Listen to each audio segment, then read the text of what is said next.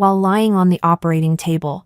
Joel hung up on me for the 10th time. His secretary sent me a message. Joel is busy. Do not disturb. When the anesthesia wore off, I told him I wanted to break up. He frowned impatiently and snapped. It's just an appendectomy, not a life or death surgery. What's the big deal about waiting a little? Why be so dramatic? I closed my eyes for a moment. Joel, I don't want to wait anymore. From the summer when I was 18, to the winter when I turned 28.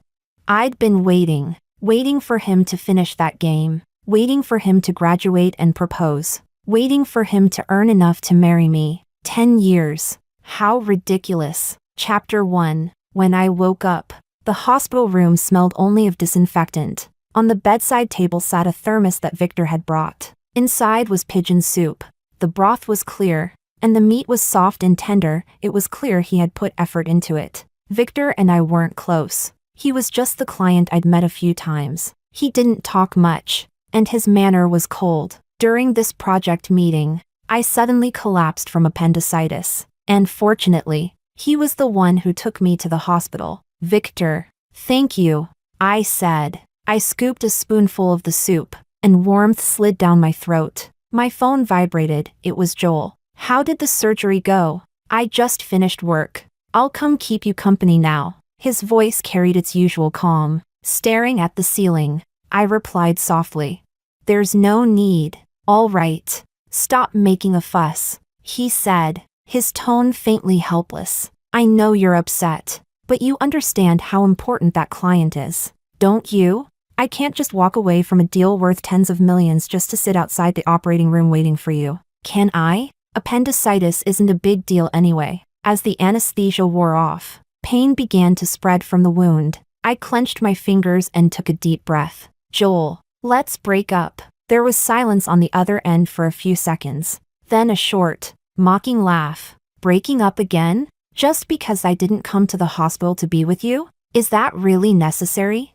The pain at the incision flared sharply. I closed my eyes, exhausted. Yes, I said quietly. Laura, did I go fool around with another woman? Did I gamble or sleep around? I was with a client to make money, for our future, so we can live better lives. It's just an appendectomy. You're not dying. Do you have to be so dramatic? His impatience turned into accusation, his voice rising. I haven't even eaten after finishing work, and my first thought was to call you. You're not a child anymore. Can't you try to understand me? Be a little more sensible? Sensible. The word pierced my heart like a needle. I'd been sensible for 10 years. From 18 to 28. I'd learned to leave a light on when he came home late. To prepare hangover soup for his social dinners. To smile graciously when he laughed with female clients.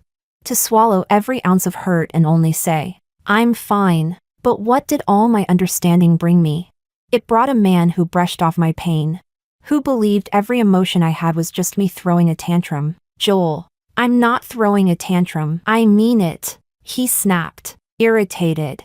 Laura, don't try to make me coax you with this kind of drama. It won't work. A hollow laugh escaped me. I'm not trying to make you coax me. I just, truly don't want you anymore. I hung up the phone. Sunlight streamed through the window, scattering into fine glimmers across the floor. The world, it turned out, was so bright when it didn't have to revolve around him. Chapter 2. Joel and I started dating in high school. He was my desk mate, the dazzling school heartthrob. At that time, his pursuit of me was passionate and unrestrained. The homeroom teacher repeatedly forbade early relationships. When our parents were called in, Joel met the eyes of both families with burning determination. I really like Laura. It won't affect her studies. I'll marry her in the future. The adults couldn't help but laugh at his naive declaration. At the coming-of-age ceremony, he jumped onto the stage and shouted into the microphone, Laura, let me copy your college entrance exam application form. Back then, I was the girl everyone envied. We both got into the same university, just as we had hoped. But as his world grew bigger, I became the one waiting quietly in the gaps of his busy life. Laura, wait for me to finish this game. Laura, wait until the basketball match ends. Then I'll come to you. And I always waited, silently, patiently. Whenever we quarreled, He would hug me and promise, "Be good. When we graduate, we'll get married." And the proposal I dreamed of? "When I make enough money, I'll marry you, just wait a little longer. When the company stabilizes, we'll get married, just wait a little longer. This project is crucial, wait until I finish this busy period." That wait lasted 10 years. But in life, how many 10 years can one afford to waste? Chapter 3. Victor came early again. He stood at the door of the hospital room with breakfast in hand. His black coat was damp with mist, and his hair was slightly wet, as if he had been caught in the rain. "The porridge downstairs, it's hot." He placed the thermos on the table. His gaze swept across the tabletop and stopped on the ring. Joel had given it to me. I had taken it off yesterday. He didn't ask anything. Instead, he pulled something small from his pocket and handed it to me. It was a little hand warmer, pink, with a bunny printed on it, completely at odds with his cold, stoic personality. "Your hands are cold," he said. The tips of his ears were red. My hands and feet were always cold in autumn and winter. Joel always said, "You just don't dress warmly enough. Put on more clothes." As if my discomfort was nothing more than needless whining. I held the little hand warmer, a wave of warmth spreading through me, followed by a tinge of embarrassment. "Victor, you've gone through too much trouble. No need to feel bad. I just hope you get well soon and return to work." His tone was all business, leaving no room for argument. I hurried to assure him, "Don't worry, the project schedule won't be delayed." "Good." He tied up the trash bag neatly. "Then rest well." Victor hadn't been gone long when my best friend arrived. She saw the breakfast on the table and teased me with a smile. "Well, Joel's being thoughtful for once. You can tell that porridge took effort." My eyelids trembled, and my voice tightened. "Misty." Joel and I broke up. I told her everything that had happened yesterday. Her reaction was explosive. "What's wrong with him? You had surgery, and he didn't even come? Why didn't you tell me? If I'd known, I'd have flown back to be with you." She had been away on a business trip yesterday. The surgery had been urgent, and Joel kept rejecting my calls. I couldn't handle anesthesia well, and it was Victor who ran back and forth, confirming the full anesthesia with the doctor again and again, and signing the consent form for me. My friend cursed Joel furiously. Just then, a nurse came in to change my dressing and commented, "Your boyfriend really treasures you. He stayed here all night after your surgery, constantly asking us how you were." I froze for a moment. So, he hadn't just come in the morning. One was the boyfriend I had loved for 10 years. The other was a near stranger I had only met a few times. And yet, a wave of indescribable sourness filled my chest. Chapter 4. The surgery went smoothly, and I was discharged on the third day. The day I left the hospital, Joel finally showed up. He was dressed in a tailored suit, holding a large bouquet of red roses that drew the attention of everyone passing by. "Laura, come home with me." He stopped me and softened his tone. "I know I was wrong. I shouldn't have been absent during your surgery. You can yell at me, hit me if you want." Then he pulled a small box out of his pocket. "Look, I bought you the necklace you like." I looked at him and suddenly found it laughable. In these 7 years, every time he made me angry, it was always the same. First, he'd act high and mighty. Then, when he saw I had truly gone cold, he'd lower himself and coax me with a few gentle words. And I always softened. But this time, I was truly exhausted. "Joel, we've already broken up." I tried to move past him, but he grabbed my wrist. "All right." I said I was wrong. "You've had your moment to be angry. The company just signed a big contract. Come on, let's celebrate at your favorite Japanese restaurant." My best friend rolled her eyes. "Joel, do you even know Laura just had surgery? She can't eat raw or cold food. Don't you understand that?" He froze for a moment, then frowned. "Oh, right. I didn't think of that. We'll go somewhere else." "Didn't think of it? Forgot?" Misty sneered. "You can remember who can't eat garlic or scallions. You can remember which year of Lafite a certain boss prefers. But you can't remember when your girlfriend of 10 years developed stomach issues?" "Joel, it's not that you don't know how to care, it's that you just don't care about her." Yes. It wasn't that he didn't know how to be considerate. He was just too lazy to be considerate with me. "Joel," I said, We're done. I struggled to pull away, but he gripped me harder. Why are you making a scene? I already apologized. What else do you want? I tried again to free myself, but his hand held fast. Pain shot through my abdomen where the incision was. Joel, let go of me. Damn it! Misty, furious, yanked him away and stepped in front of me protectively. Are you even a man? Do you have no shame? Where were you when she was in surgery? When she was writhing in pain? Now you show up with some cheap flowers pretending to be loving? Don't you know she has stitches and can't be pulled like that? You don't care if she lives or dies. You're nothing but a selfish bastard. Shut up! Joel exploded, anger twisting his face. Who the hell are you to meddle in our business? You're always feeding her nonsense, trying to drive us apart. Every time Laura gets mad or talks about breaking up, it's because of you. I know your type. You can't stand to see us happy. Me? I'm the one who can't stand it. Misty trembled with rage. Joel, if I really had bad intentions, I would have told her to dump you years ago. Ask yourself, do you even deserve the 10 years of youth she gave you? Misty, I grabbed her hand, tears spilling uncontrollably. In that moment, I just felt so tired. I looked at Joel's face, twisted with anger, and with all the strength I had left, I slapped him hard. Joel, you're sick. Who the hell do you think you are, yelling at my friend like that? Get out!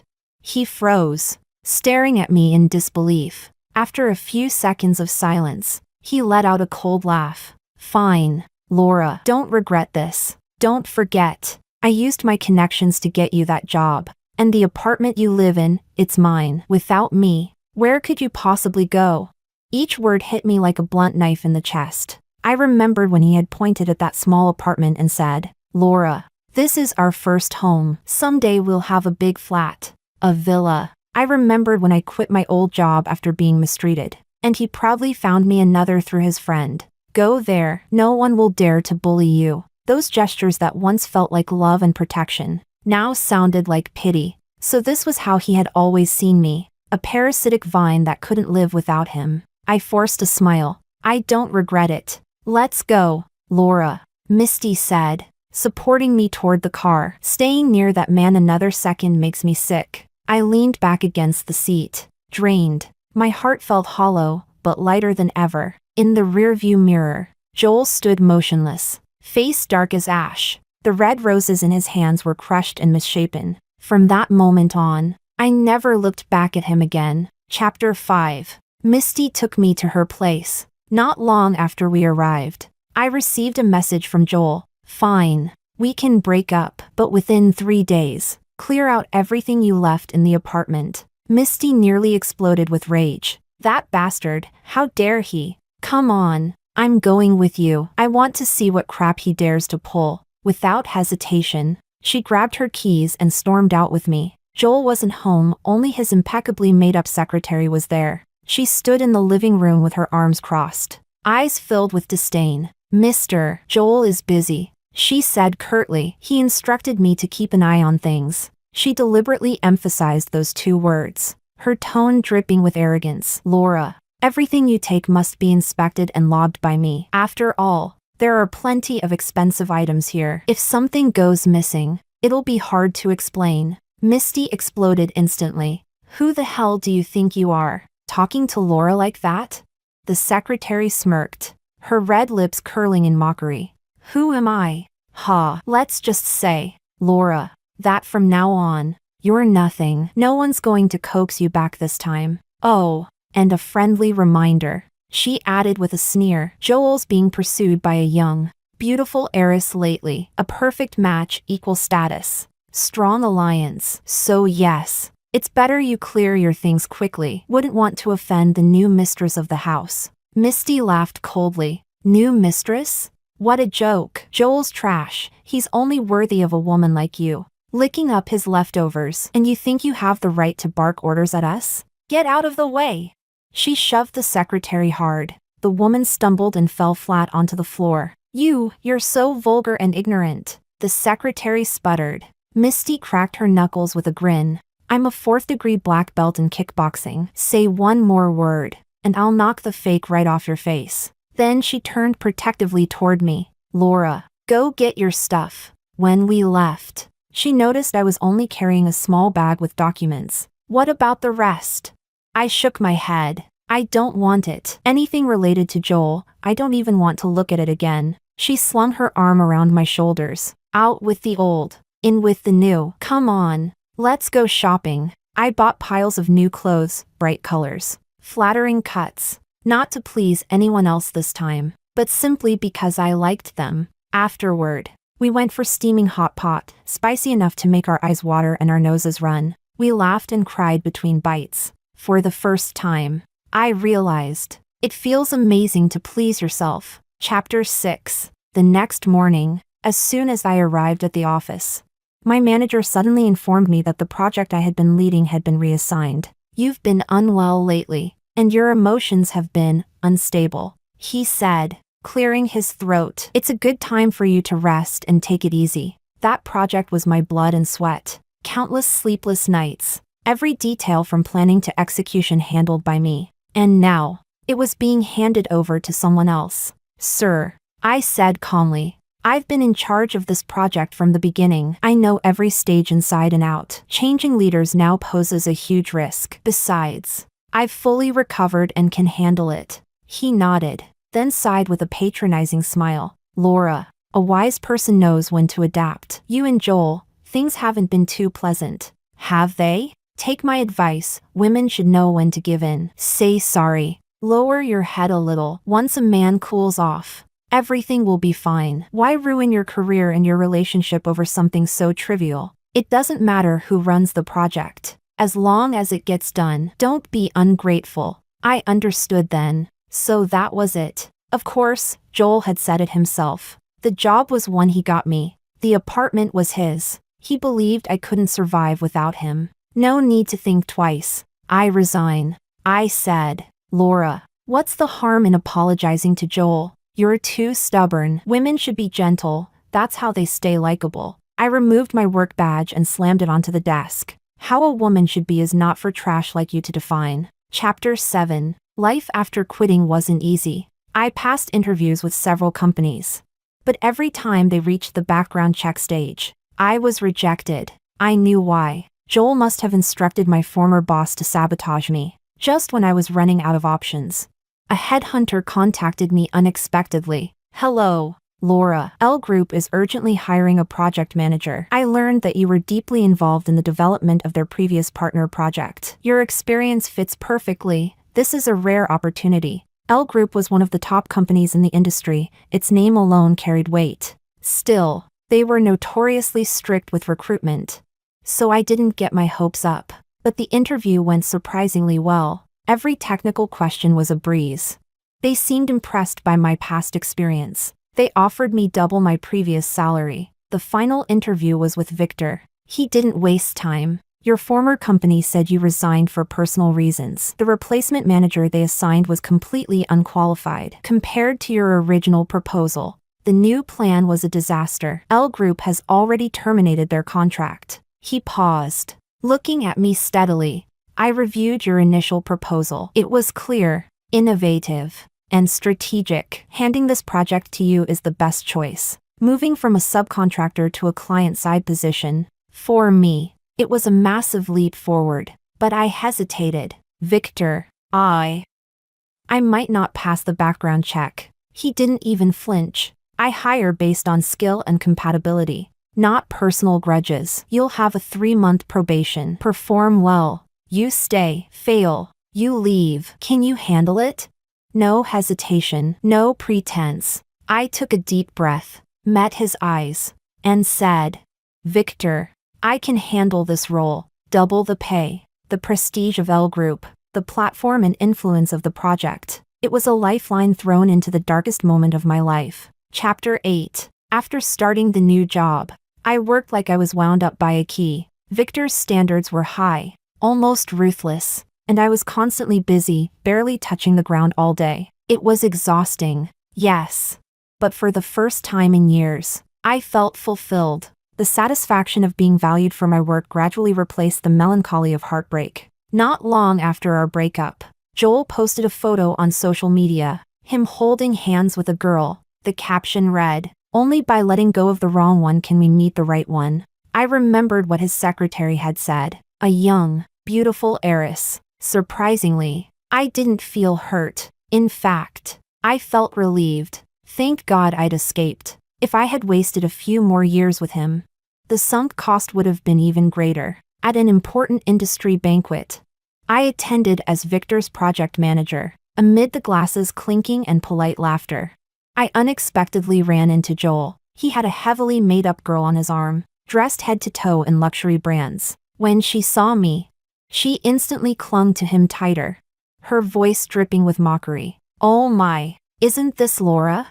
Her tone was sweet but sharp, loud enough for nearby guests to hear. "You know, I should actually thank you for helping me train such a wonderful boyfriend." The chatter in the room quieted slightly, a few glances flicking in our direction. I smiled faintly, unbothered. "Well," I said, "people are shaped by the company they keep, but as the saying goes, when an orange tree grows south of the Huai River, it bears sweet fruit. North of it, the fruit turns bitter. What Joel becomes under your care, well, that depends on your ability." Her face stiffened. Joel stepped forward, his tone cold and patronizing. "Laura, stop being so stubborn. What's the point? I heard you've had trouble finding a job. I could introduce you to a few companies." I cut him off sharply. "No need, Joel. Thanks to your kindness, I'm already employed at a much better platform." He blinked, incredulous. "What company would even take you? Must be some small firm, right?" Before I could respond, Victor appeared beside me. Joel immediately put on his fake business smile, extending his hand. "Mr. Victor, such a pleasure to finally meet you. I've heard great things.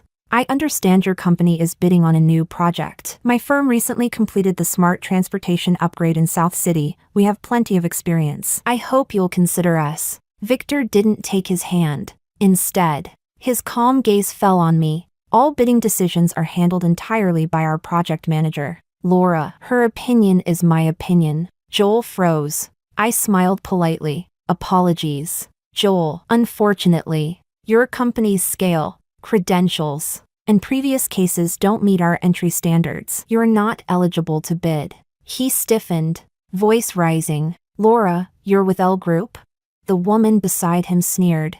Who knows how she got there? Some people, even at her age, still know how to climb the right ladder. I chuckled softly. Better to climb high than to stay crawling in the trash. "You." Her expression twisted with rage. "I've seen your kind before, ordinary background, willing to do anything to move up. Victor, you'd better be careful. Don't let a woman like her." "Enough." Victor's voice was firm, his eyes like ice. "An outstanding, independent woman earns her place with skill and effort. Only the narrow-minded measure others by their own filth." He looked between the two of them. "Please, mind your manners. This event doesn't welcome people with such dirty thoughts." Their faces turned pale, but neither dared to argue. I thought that would be the end of it. But during a short break, Joel cornered me on the terrace. He reeked of alcohol, his voice sharp and slurred. "Laura, you better tell me the truth. Have you been sleeping with Victor all along? No wonder you acted so tough, dumping me like that. You'd already found your next man, hadn't you?" Pain shot through my wrist as he grabbed it hard, his words laced with venom. Disgusted, I slapped him across the face. "Joel, you're disgusting. You think everyone's as filthy as you? Victor and I are clean, but you stole my project. Forced me to quit. All under your orders, didn't you?" I stepped back, glaring. "I don't owe you anything anymore, and you'll never control me again." He laughed coldly, bitter and cruel. "Control you? Laura, don't fool yourself. Why would Victor help you so much? Why give you that position? You really think he likes you? Look at your background, look at his. What could you possibly offer him? He's just using you for your face, for a bit of fun. Get out." I met his bloodshot eyes, my voice like steel. "Joel, you make me sick." Chapter 9. The night air was cool as I leaned against the cold wall. At last, I couldn't hold back my tears. So this was what it came to. From love to disgust, from passion to exhaustion, Just like that. In that moment, it struck me that the years I'd devoted to that relationship seemed utterly worthless. A soft rustle, a dark gray handkerchief appeared before my eyes. I looked up.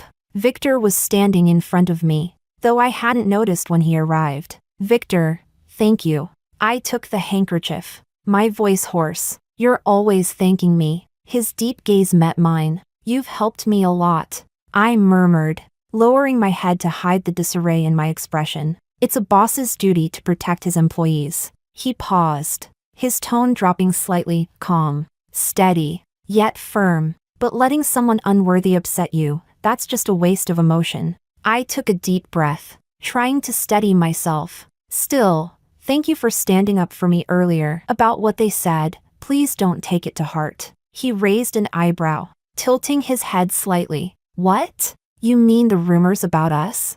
My words caught in my throat, and my cheeks flushed for reasons I couldn't quite explain. Maybe it was my imagination, but I sometimes felt there was something softer in the way he treated me, a quiet kindness, measured and restrained. I wasn't foolish enough to mistake it for affection, but I also knew how quickly such kindness could turn into gossip in a workplace. The last thing I wanted was to cause trouble for him or for myself. After a few seconds of thought, I spoke carefully. I don't want my presence to complicate things for you. I'm not considering relationships right now. I just want to focus on my work. My past taught me that standing on my own 2 feet matters more than anything. He fell silent for a few seconds. His eyes darkened briefly, then returned to calm. A faint, teasing smile tugged at his lips. What? So after a breakup, you plan to stay single for 3 years?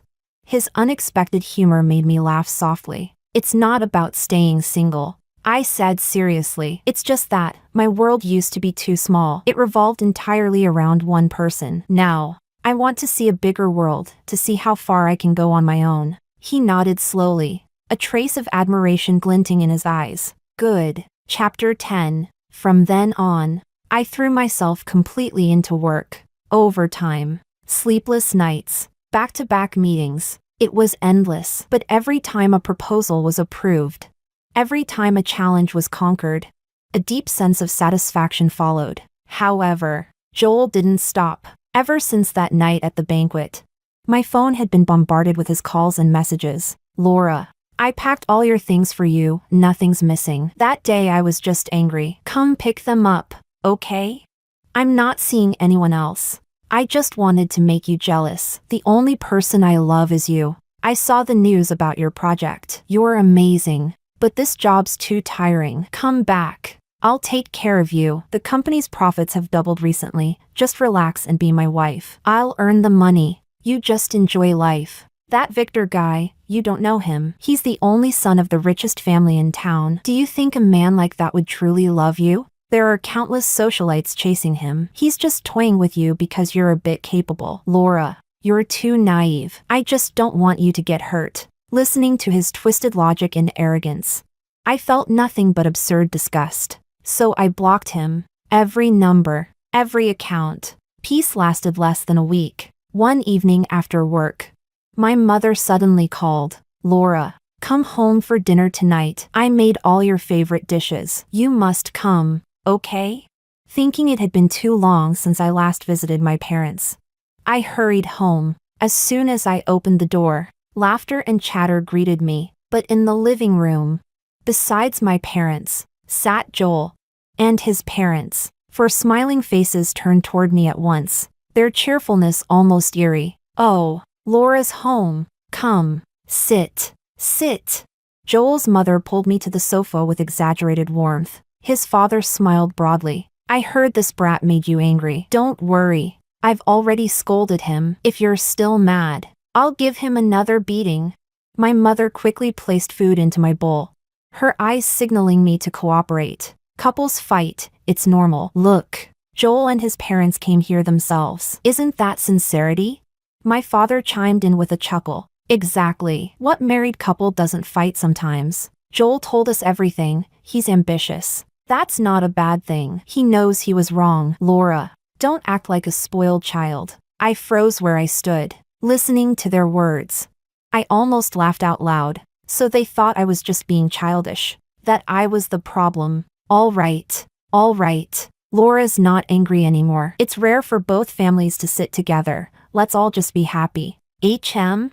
My mother smiled broadly, pulling at my arm. Yes. Yes. That's right. And I sat there, surrounded by laughter that felt like suffocation. Joel's mother clapped her hands together with delight. Since both families are here today, she said cheerfully, why don't we pick a wedding date? I think the 11th would be perfect. Golden autumn. Such a beautiful time. Yes. Yes. Let's settle it soon. My parents echoed in agreement, their smiles overly bright. At that moment, Joel suddenly took my hand.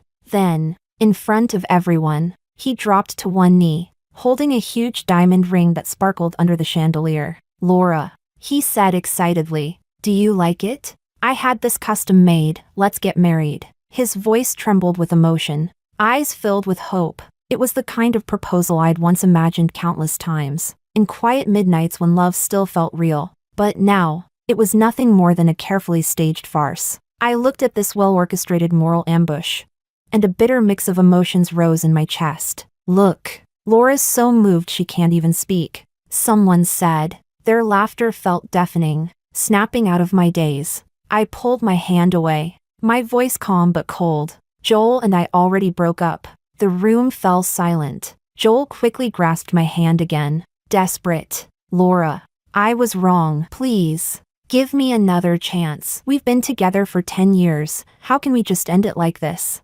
My mother rushed to mediate. Come on, Laura. Joel didn't do anything unforgivable. Don't be so stubborn. Every couple has problems. You need to learn to be tolerant. Joel's parents' smiles vanished, their tone turning stern. Laura, his mother began. Joel's a man with ambition. It's not our place to say too much. But being this willful isn't right. No man will keep coaxing you forever. A woman should know when to stop. His father added with patronizing earnestness.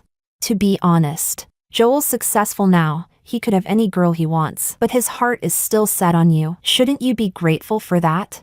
And finally, my father's voice, sharp, heavy, cutting through me like a hammer blow. Laura, can't you be more understanding? Don't embarrass your parents like this. My own parents, the ones who had once promised to protect me, were now standing with them, condemning me in unison, branding me with words like ungrateful, childish, and selfish. A hollow laugh escaped me. Understanding? Tolerance? Consideration? I looked around the room, my voice trembling with fury. Then why don't any of you ask me how I felt lying on that operating table? Awake because the anesthesia failed? How terrified I was. How much it hurt. Why didn't you ask me what it felt like when he hung up on me 10 times in a row? How hopeless I was. To you, those are small things. As long as he says sorry. As long as he pretends to care. You think everything's fine. As long as he doesn't cheat. As long as he throws me scraps of affection. I'm supposed to feel grateful, right? My pain, my fear, my dignity, none of that matters to any of you, does it? I turned to Joel, my tone icy. Do you really think you're sorry? You're not. This is just another obedience test. You think I can't live without you. You think if you kneel and apologize, I'll come running back. You just didn't expect that I'd do better without you. That my life could be brighter.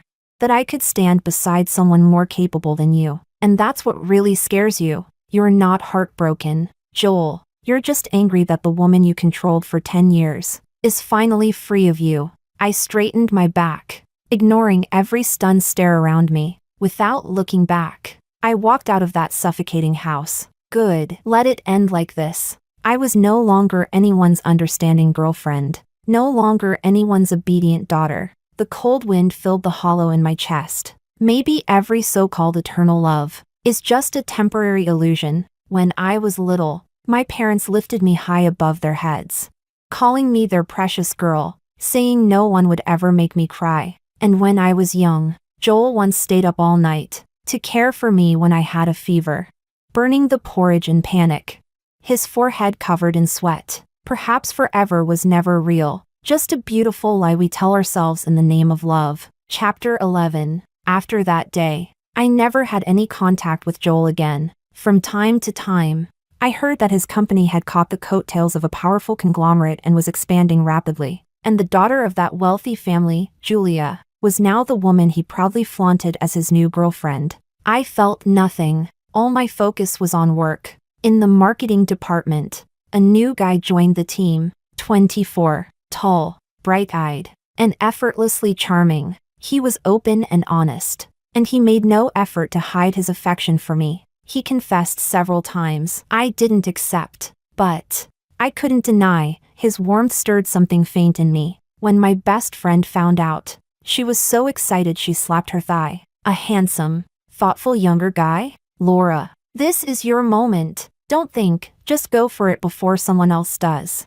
I hesitated. Yes, maybe not every man in this world was as selfish or cruel as Joel. And now, I had confidence, a career, the ability to decide my own life. Maybe I really could take a step forward again. So, I gave it a try. We met a few times, grabbed dinner after work. He was tall, funny, genuinely sweet, at least, on the surface. It felt good to be seen again, but before anything could truly begin, he was suddenly reassigned, sent thousands of miles away to another branch. He got busy. I was busier, and that brief spark of warmth faded quietly into nothing. Chapter 12. It was a late night at the office again. As I stepped out of the elevator, a familiar voice stopped me. Laura, Joel. He looked weary, his eyes bloodshot.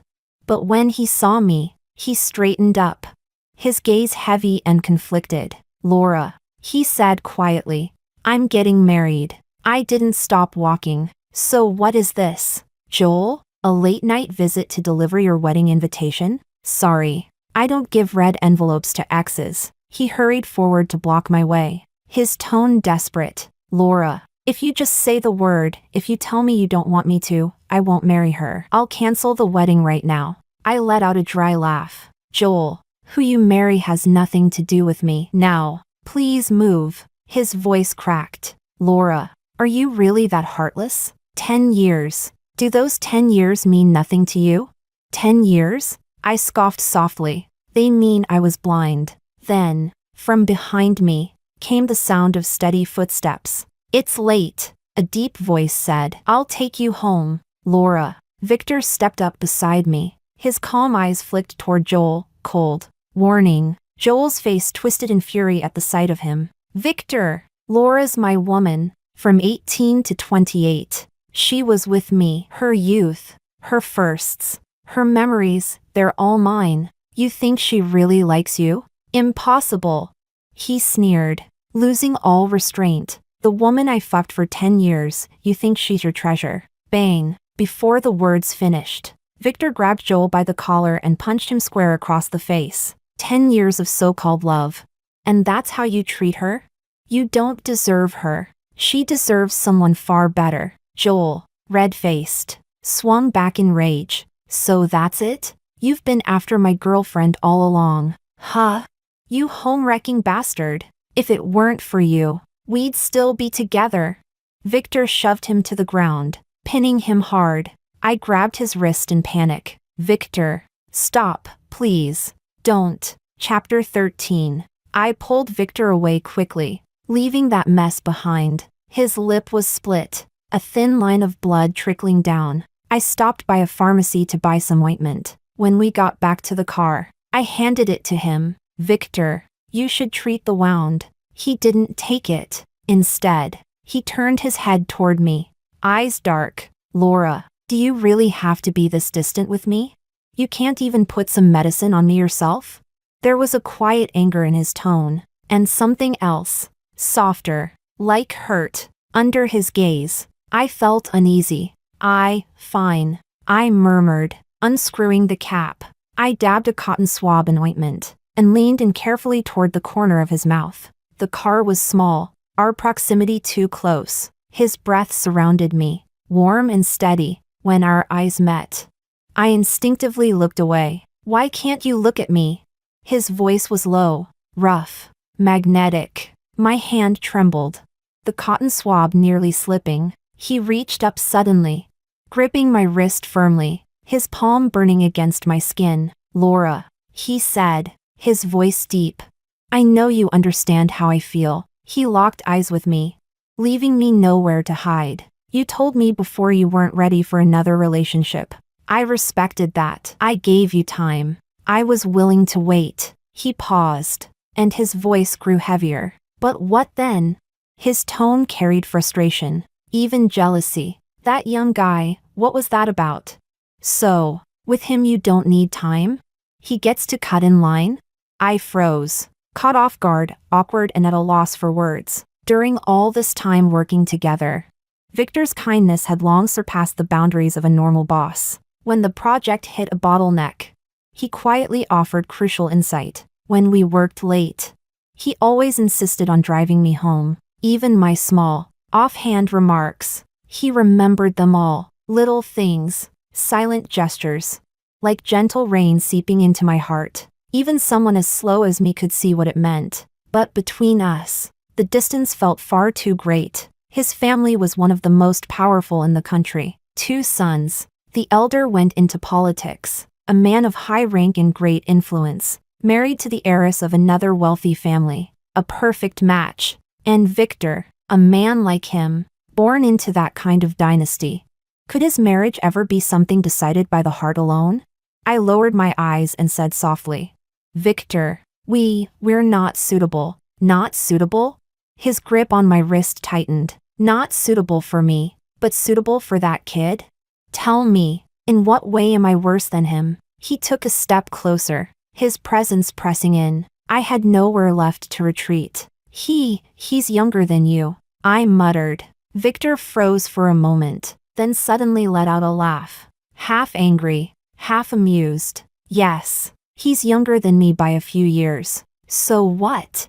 He's immature, impulsive. I just had him transferred, and the so-called relationship ended before it even began. See? That kind of boy can't be relied on. He leaned closer, eyes burning with teasing confidence. But me? I may be a few years older, but I train regularly. My body's young. My stamina, endurance. He paused deliberately, a playful smirk tugging at his lips. Certainly no worse than those boys. Wait, what was he saying? My face went crimson. That's not what I meant. You're excellent in every way.